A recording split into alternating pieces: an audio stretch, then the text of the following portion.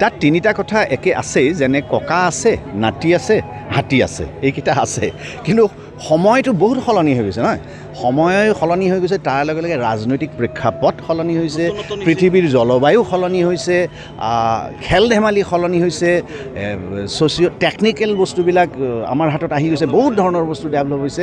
তাৰ লগে লগে সমাজখন সলনি হৈ গৈছে, সভ্যতাটো সলনি হৈ গৈছে, নহয় জানো, চিভিলাইজেশ্যনটো সলনি হৈ গৈছে। গতিকে সেই সলনিৰ প্ৰেক্ষাপটত তাৰ পিঠিত উঠি পেলাই কাহিনীটো ক'ব লাগিব। গতিকে যদিও আছে, ককা আছে, নাতি আছে, হাতী আছে, কিন্তু সেই সমাজখন লৈয়ে কৈছে। ইয়াত আমেৰিকাও আহি গৈছে, আমেৰিকাৰ কিছু অপসংস্কৃতিৰ কথাও আহি গৈছে। এতিয়াৰ সমাজখন দেখুওৱা হৈছে, কিন্তু ইয়াত কেইটামান বস্তু আছে তেতিয়াৰ সমাজখনক টানকৈ ধৰি থকা সেই মানুহজনো আছে, সেই অহংকাৰো আছে, সেই বংশ মৰ্যাদাও আছে, আৰু নতুনক আঁকোৱালি লোৱাৰ ইচ্ছাটো আছে, শুধৰণিও আছে, গোটেইখিনি কথা আছে। কাহিনীটো কৈ দিব নোৱাৰি এতিয়া, নহয় জানো।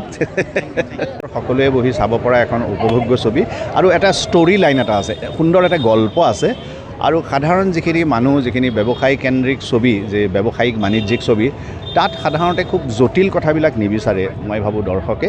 তাত কাহিনী এটাৰ মাজেৰে কিছু সুন্দৰ সুন্দৰ কথা কৈ যাব লাগে, সহজ হ'ব লাগে কথাবিলাক। এতিয়া ভূপেনদাৰ গানটো মানুহে মানুহৰ বাবে যদিহে অকণো নাভাবে, ভাবিব কোনে নোকোৱা, সহজ লাইনটো, কিন্তু বহুত ডাঙৰ কথা কৈ দিছে, নহয় জানো, বহুত ডাঙৰ দৰ্শন এটাৰ কথা কৈ দিছে।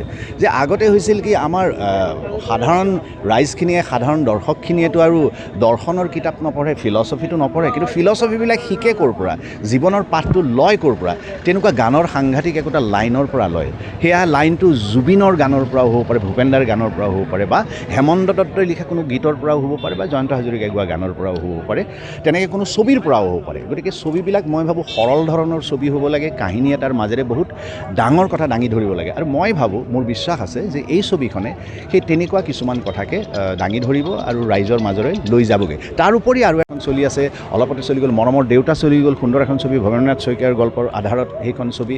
হোমৱৰ্ক চলি গ'ল, ৰাইজে আঁকোৱালি লৈছে, শিশু ছবি আছিল সেইখন, কম বেছি পৰিমাণে মানুহে দৰ্শকে আঁতৰিছে।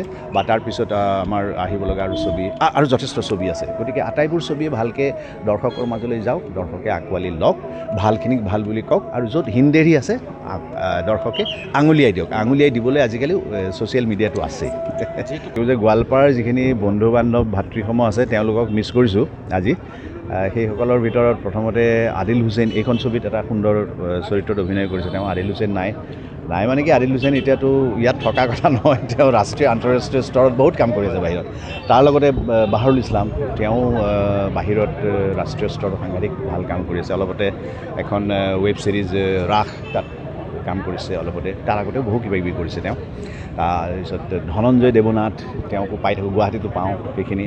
আৰু আগৰ মনত পৰে, ভায়া মামাৰ কথা মনত পৰে, ধ্ৰুৱজিৎ কিশোৰ চৌধুৰী, এইসকলৰ সৈতে সাংঘাতিক এটা যোগাযোগ আছিল। আৰু মোৰ স্কুলীয়া জীৱনৰ একেবাৰে আৰম্ভণি স্কুলটোৱে হৈছিল গোৱালপাৰা ডিষ্ট্ৰিক্টৰ বিলাচীপাৰাত। তাত মই 5 বছৰ বয়সৰ পৰা 2.5 বছৰ 3 বছৰ আছিল তাত পঢ়িছোঁ। দেউতা চাকৰি সূত্ৰে আছিল।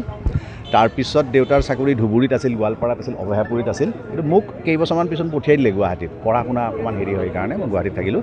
কিন্তু অহা যোৱা এইবিলাক চলি আছিল। তেতিয়াই গোৱালপাৰাত অহা হয়, কিন্তু বহুত সৰু, তেতিয়া বহুত কথা মনত নাই।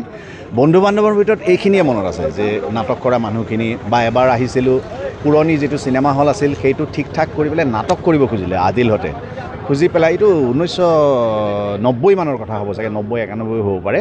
তেওঁলোকে নাটকখনৰ নাম এতিয়াও মনত আছে মোৰ, নিউ টাইমছ নামৰ নাটক এখন কৰিছিল। ভায়া মামাই মোক লৈ আহিছিল যে ব'লা যাব লাগে বোলে, যাই পেলাই আহিম। তো আহিলোঁ, আহি পেলাই এই নাটকখনো চালোঁ। তেনেকৈ এটা যোগাযোগ এটা গোৱালপাৰাৰ লগত আছে। আৰু আজিৰ প্ৰায় এবছৰ আগতে গোৱালপাৰাত প্ৰায় 2 মাহ থাকি মই ছবি এখন কৰি গৈছোঁ, কৌশিক নাথৰ, তেখেতসকলৰ অৰিজিনটো গোৱালপাৰাৰে।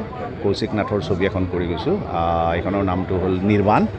কাম চলি আছে, সেইখনো হয়তো ৰিলিজ হ'ব, সময় লাগিব। বাকী কামখিনিৰ কথা মই নাজানো এতিয়া, কাম চলি আছে। সকলোৱে অপেক্ষা কৰি আছে এইখনৰ কাৰণে, এতিয়া সকলোৱে অপেক্ষা কৰি আছে। গম পাওঁ যে 3 জুলাইত আহিব ছবিখন।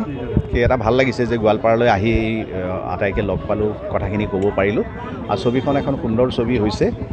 বিশ্বজিৎ বৰাদেৱৰ লগত যোগাযোগ চলি আছে। কামখিনি পিছৰ যিখিনি পষ্ট প্ৰডাকশ্যন বুলি কয়, সেইখিনি কাম হৈ আছে।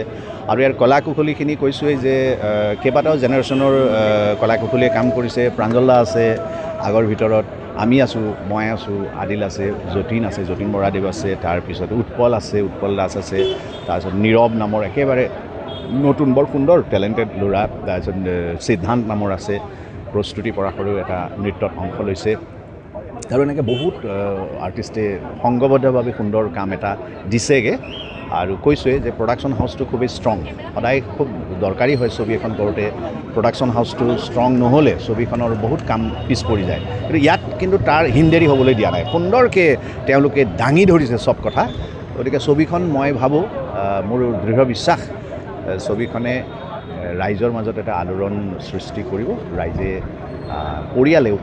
পৰিয়ালৰ কাৰণে উপভোগ্য ছবি এখন হ'বগৈ